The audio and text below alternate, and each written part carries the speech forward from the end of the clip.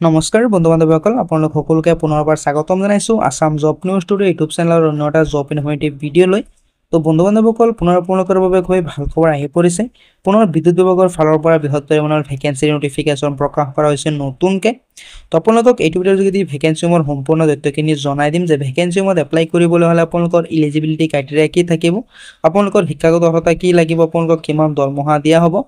সম্পূৰ্ণ তথ্য আপোনালোকক এইটো ভিডিঅ'ৰ যোগেদি জনাই দিম যদি আপোনালোকে ইণ্টাৰেষ্টেড হয় যদি আপোনালোকৰ অৰ্হতা আপোনালোকে ভেকেন্সিসমূহত এপ্লাই কৰিব পাৰিব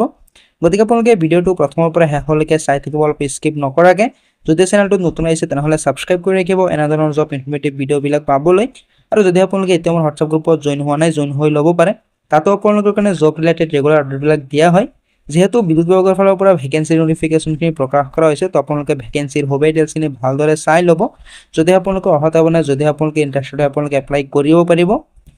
তো যেটা ভেকেন্সি নটিফিকেশ্যন প্ৰকাশ কৰা হৈছে বিদ্যুৎ বিভাগৰ ফালৰ পৰা ভেকেন্সিৰ অভাৰভিউ আপোনালোকে চাব পাৰে যে পাৱাৰ গ্ৰিড কৰ্পোৰেশ্যন ইণ্ডিয়া লিমিটেডৰ তৰফৰ পৰা ভেকেন্সি নটিফিকেশ্যনখিনি প্ৰকাশ কৰিছে অৰ্থাৎ ইলেক্ট্ৰিচিটি ডিপাৰ্টমেণ্টৰ ফালৰ পৰা ভেকেন্সি নটিফিকেশ্যনখিনি প্ৰকাশ কৰিছে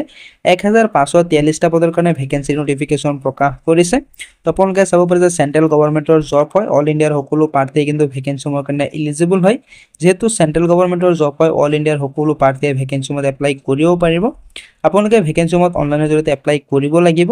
তো প্ৰথমতে আপোনালোকে ভেকেন্সিসমূহৰ সবে ডিটেইলছখিনি ভালদৰে চাই লওক যদি আপোনালোকৰ অৰ্হতা বনে যদি আপোনালোকে ইণ্টাৰেষ্টেড হয় আপোনালোকে ভেকেন্সিসমূহত এপ্লাই কৰিব পাৰিব তো ইয়াৰে প্ৰথমটো ভেকেন্সি আপোনালোকে চাব পাৰে যে ফিল্ড ইঞ্জিনিয়াৰ ইলেক্ট্ৰিকেলৰ কাৰণে 532টা পদৰ ভেকেন্সি নটিফিকেশ্যন প্ৰকাশ কৰা হৈছে পোষ্ট আইডিটো আপোনালোকে চাব পাৰে যে 487 হৈছে আপোনালোকৰ পোষ্ট আইডি তো আপোনালোকে এটা চাব পাৰে যে কোনটো ষ্টেটত কিমান ভেকেন্সি নটিফিকেশ্যন প্ৰকাশ কৰা হৈছে গোটেইকেইটা ষ্টেটৰ ভেকেন্সিৰ সবে ডিটেইলছখিনি দিয়া হৈ আছে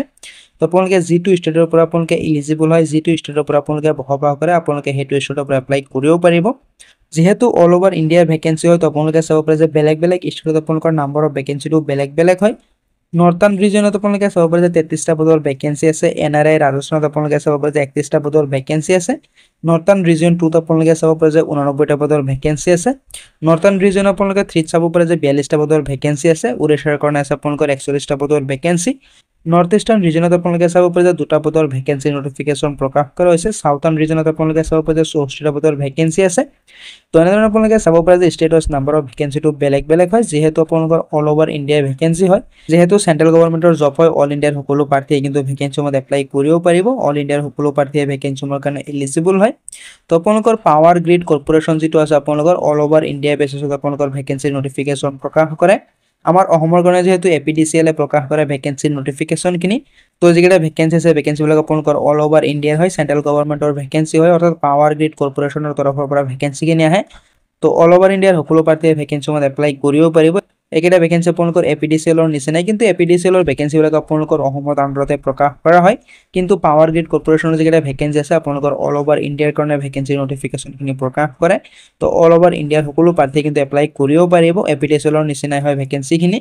তো আপোনালোকে চাব পাৰে প্ৰথম যিকেইটা ভেকেন্সি আছিল আপোনালোকৰ ফিল্ড ইঞ্জিনিয়াৰ পদৰ কাৰণে ইলেক্ট্ৰিকেলৰ তাতে আপোনালোকে বিই বিটেক ডিগ্ৰী কমপ্লিট কৰা হ'ব লাগিব নাইবা আপোনালোকে বিএছচি ইঞ্জিনিয়াৰিং ডিগ্ৰী কমপ্লিট কৰিলে এপ্লাই কৰিব পাৰিব স্যালাৰিটো আপোনালোকে চাব পাৰে যে 30,000 টকাৰ পৰা আপোনালোকক 1,20,000 টকাকৈ দিয়া হ'ব পাৰ মান্থ হিচাপে লগতে আপোনালোকৰ গ্ৰেড পেও থাকিব তো ইয়াৰে 2 নম্বৰ ভেকেন্সিটো আপোনালোকে চাব পাৰে যে ফিল্ড ইঞ্জিনিয়াৰ চিভিলৰ কাৰণে 198টা পদৰ ভেকেন্সি নটিফিকেশ্যন প্ৰকাশ কৰিছে পোষ্ট আইডিটো আপোনালোকে চাব পাৰে যে 468 হৈছে আপোনালোকৰ পোষ্ট আইডি তো আপোনালোকে চাব পাৰে যে কোনটো ৰিজনত আপোনালোকৰ কিমান ভেকেন্সি নটিফিকেশ্যন প্ৰকাশ কৰা হৈছে সম্পূৰ্ণ তথ্যখিনি আপোনালোকে এটা ভালদৰে চাই ল'ব যিটো ৰিজনৰ পৰা আপোনালোকে ইণ্টাৰেষ্টেড হয় যিটো ৰিজনৰ পৰা আপোনালোকে বসবাস কৰে আপোনালোকে তাৰ পৰা এপ্লাই কৰিব পাৰিব তো এই ভেকেন্সিবোৰত আপোনালোকে চাব পাৰে যে বিই বিটেক ডিগ্ৰী কমপ্লিট কৰা হ'ব লাগিব নাইবা বিএছচি ডিগ্ৰী কমপ্লিট কৰা হ'ব লাগিব চিভিল ইঞ্জিনিয়াৰিঙত আপোনালোকে বিএছচি ডিগ্ৰী কমপ্লিট কৰিলে এপ্লাই কৰিব পাৰিব এই ভেকেন্সিসমূহৰ চেলাৰিটো আপোনালোকে চাব পাৰে যে 30,000 টকাৰ পৰা আপোনালোকক 1,20,000 টকাকৈ দিয়া হ'ব পাৰ মান্থ হিচাপে লগতে আপোনালোকৰ গ্ৰেড পেও থাকিব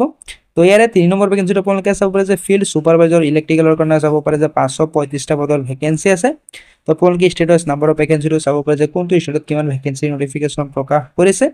তো আপোনালোকে চাব পাৰে নৰ্থ ইষ্টত আপোনালোকৰ কম ভেকেন্সি নটিফিকেশ্যন প্ৰকাশ কৰা হয় যেহেতু চেণ্ট্ৰেল গভৰ্ণমেণ্টৰ ভেকেন্সি হয় তো নৰ্থ ইষ্টৰ কাৰণে আপোনালোকৰ কাৰণে প্ৰতিকে কম ভেকেন্সি নটিফিকেশ্যন প্ৰকাশ কৰিছে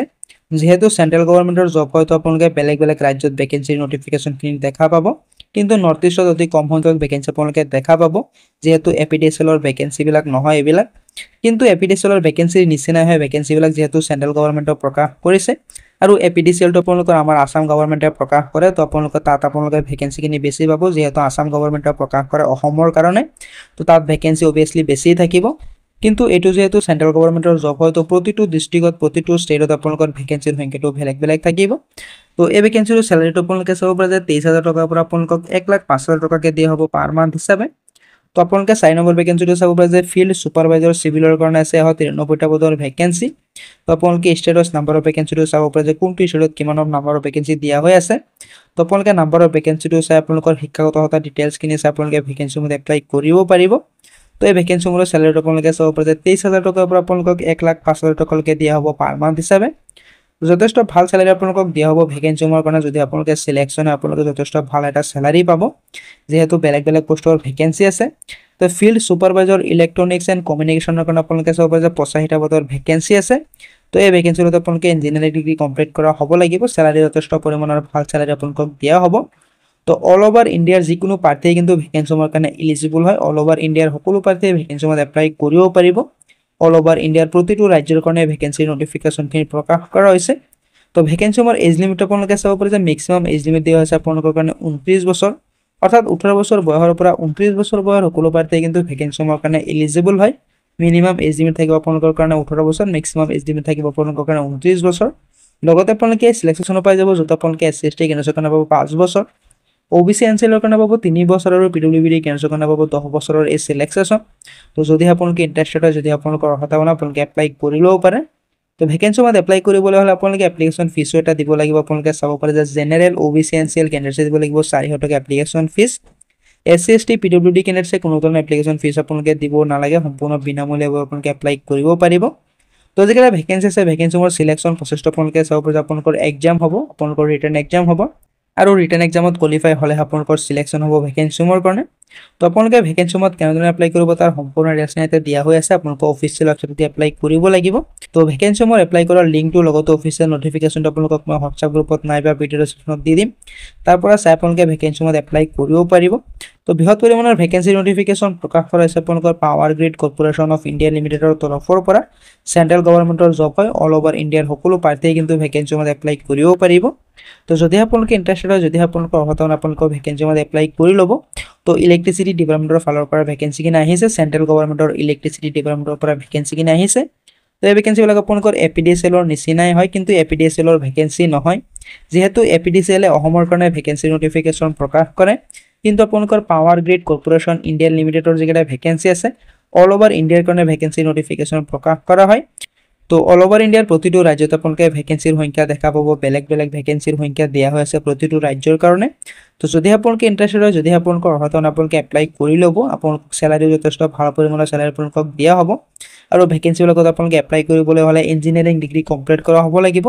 যদি আপোনালোকে ইঞ্জিনিয়াৰিং ফুল টাইম ইঞ্জিনিয়াৰিং কৰিছে নাইবা যদি আপোনালোকে ডিপ্লোমা কৰিছে তো কিন্তু আপোনালোকে এপ্লাই কৰিব পাৰিব